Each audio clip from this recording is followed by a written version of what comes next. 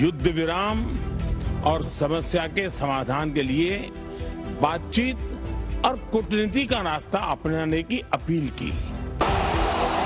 Europe दौरे के दूसरे दिन प्रधानमंत्री मोदी डेनमार्क में हैं। राजधानी कोपेनहेगन में अपने उसी पुराने अंदाज में उन्होंने डेनमार्क के प्रधानमंत्री मेट फ्रेडरिक्सन से मुलाकात की। इससे पहले जब बर्लिन से प्रधानमंत्री मोदी कोपेनहेगन पहुंचे तो मेट फ्रेडरिक्सन स्वागत के लिए खुद एयरपोर्ट पर मौजूद थे। कोपेनहेगन पहुंचने पर पीएम मोदी का ढोल बजाकर पारंपरिक अंदाज में स्वागत किया गया।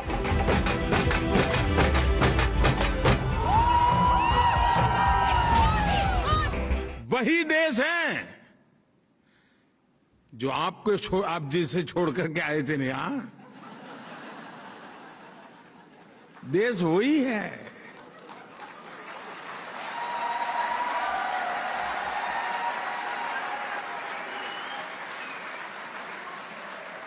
ब्यूरोक्रेसी भी वही है,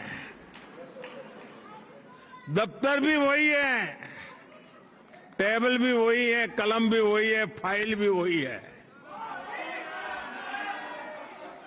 वही सरकारी मशीन है, लेकिन अब नतीजे बहुत बेहतर मिल रहे हैं।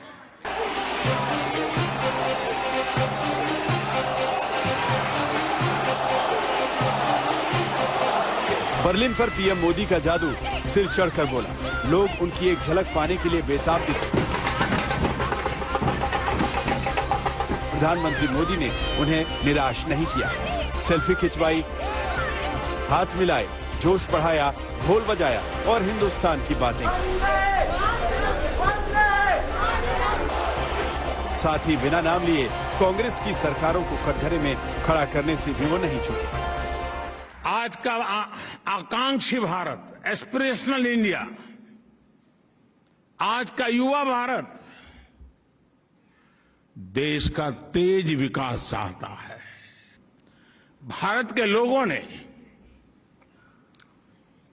3 दशकों से चली आ रही राजनीतिक अस्थिरता के वातावरण को एक बटन दबा करके खत्म कर दिया। पहले तो हमारा देश की विशेषता देखिए साहब, देश एक संविधान 2 थे।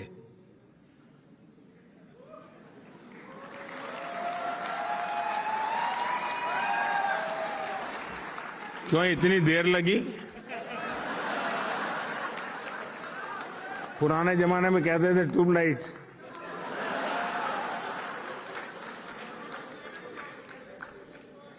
मालूम है ना 2 संविधान थे।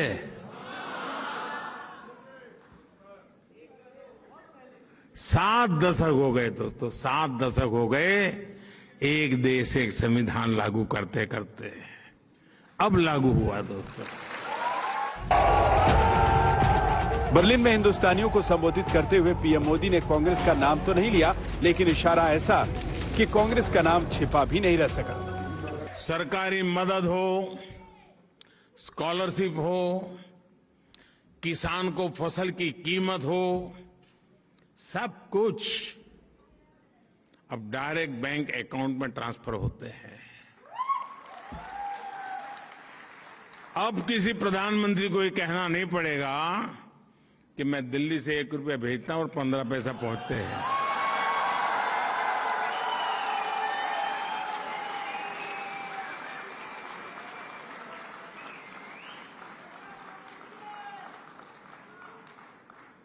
वो कौन सा पंजा था